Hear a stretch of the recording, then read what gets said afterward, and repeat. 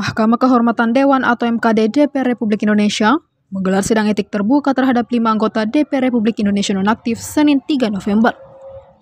Sidangnya dipimpin langsung oleh Ketua MKD DPR Republik Indonesia Nasaruddin Deggam, digelar di ruang sidang MKD Kompleks Parlemen, Senayan, Jakarta, dan menjadi sorotan publik karena melibatkan sejumlah nama populer di legislatif. 5 anggota DPR yang menjalani pemeriksaan etik tersebut adalah Adis Kadir, Dava Urba, Surya Utama, Eko Hendro Purnomo, dan Ahmad Sahroni. Mereka sebelumnya dinonaktifkan oleh partai masing-masing sejak Agustus 2025 setelah muncul dugaan pelanggaran etik dalam rangkaian peristiwa yang berlangsung sejak 15 Agustus hingga 3 September 2025.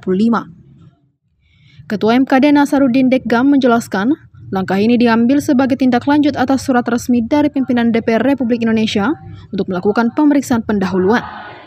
Pemeriksaan ini dimaksudkan untuk memperjelas duduk perkara dan menelusuri kebenaran atas peristiwa yang memicu perhatian publik.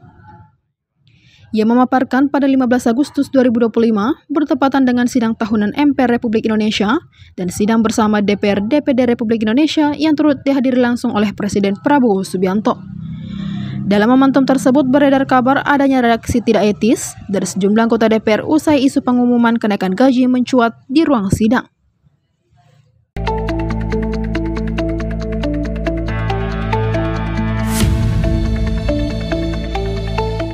Pertamina Patraniaga Regional Sulawesi menegaskan bahwa pelayanan operator di SPBU 74.92749 Kabupaten Bone, Sulawesi Selatan telah berjalan sesuai dengan prosedur, meskipun sempat terjadi miskomunikasi antara operator dan seorang warga negara asing atau WNA yang tidak fasih berbahasa Indonesia. Peristiwa tersebut bermula ketika warga negara asing tersebut datang untuk membeli bahan bakar minyak atau BBM jenis BBM tertentu atau JBT, namun tidak memiliki QR kode subsidi tepat sebagai syarat pembelian. Sesuai dengan ketentuan, operator SPBU menolak melakukan pengisian BBM subsidi tersebut.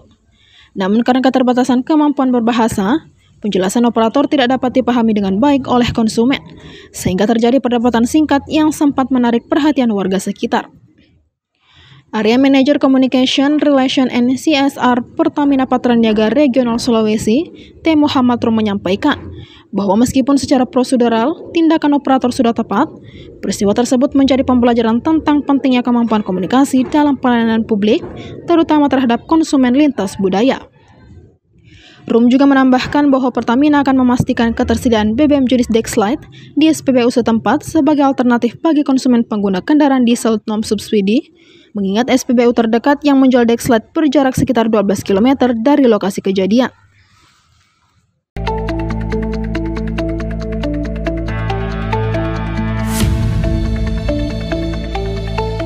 Upaya mempercepat pencapaian swasembada pangan nasional menjadi pembahasan utama dalam rapat koordinasi lintas daerah yang dipimpin oleh Bupati Sidrap Syaharuddin Alrif di Kebun Porang, Kecamatan Watang Sidenreng, Minggu 2 November.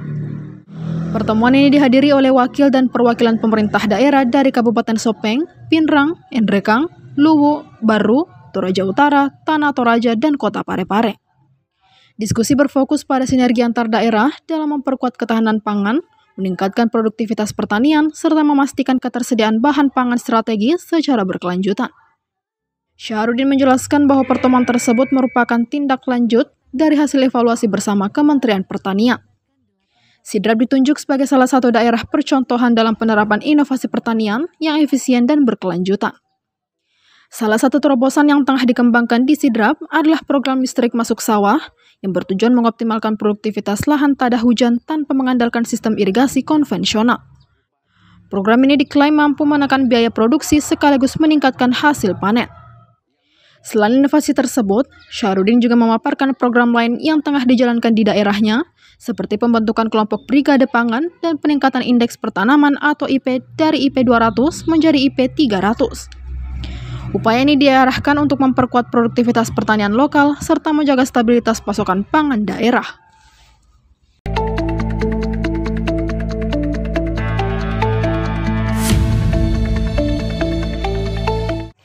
Anggota Komisi 10 DPR Republik Indonesia fraksi Nasdem, Eva Stefani Rataba dan Kementerian Pemuda dan Olahraga atau Kemenpora Republik Indonesia bekerja sama dengan KONI Toraja Utara menggelar kejuaraan daerah sepak takraw yang dilaksanakan di Gor Rantepao Senin 3 November.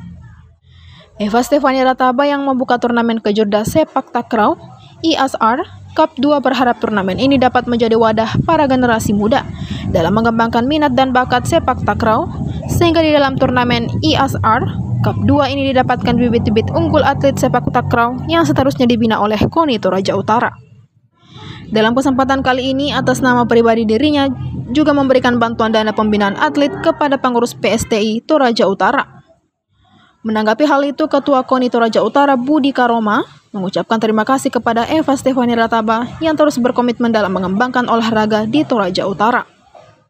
Turnamen kejurda sepak takraw ini diikuti oleh 41 tim, 29 tim putra, dan 12 tim putri, dan akan berlangsung dari tanggal 3 November sampai 7 November 2025.